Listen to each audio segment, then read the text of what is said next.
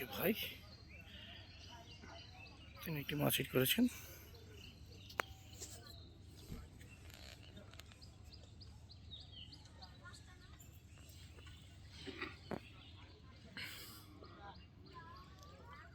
এই তো দেখতে থাকুন শিকারি ভাই কিরকম মাছ ওঠাতে সফল হয়, আমরা দেখতে থাকি। আসসালামু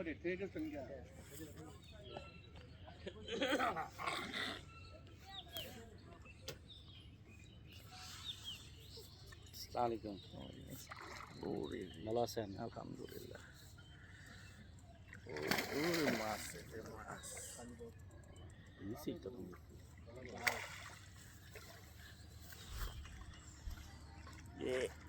এই যে মাছটি ক্যাচিং হয়ে গেল, কালবাউস।